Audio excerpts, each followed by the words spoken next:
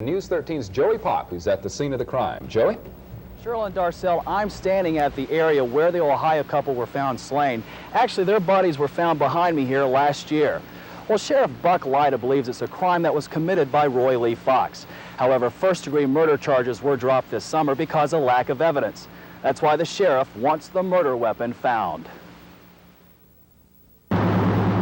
It's here in the Buncombe County community of Alexander where Lyda believes the gun will be found, right below the bridge in Swift River Current.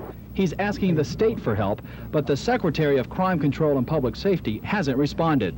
You met with Joe Dean on Tuesday. Did he give you any impression that it wasn't going to happen? No, he did not. He told me that the proposal was on his desk, and he had just he'd been to Ecuador where some of our National Guard were on duty, and that he had not had a chance to look at it, but that he intended to do so in the near future. Lyda says what the state has done is bring in National Guard crews to scout the possibility.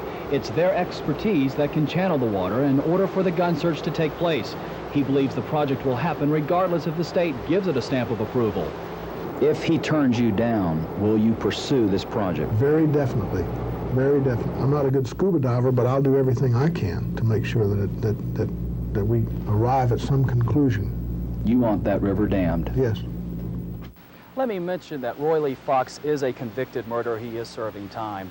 Now, I did talk with District Attorney Robert Fisher this afternoon. He says that even if this plan goes through, even if the gun is found, that is not the icing on the cake, that he will have to take a look himself at this evidence to make sure that it is enough to reinstate these first-degree murder charges against Fox. Cheryl, Darcel?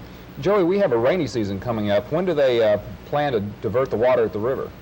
That's a good question. You may remember that we had some rain here in the last 2 weeks, and that's what has kept the water up. That's another reason why Lyda believes that this proposal hasn't gone through. Mid-October is the rainy season, so if this is going to take place this year, we're running out of time. Thank you, Joe.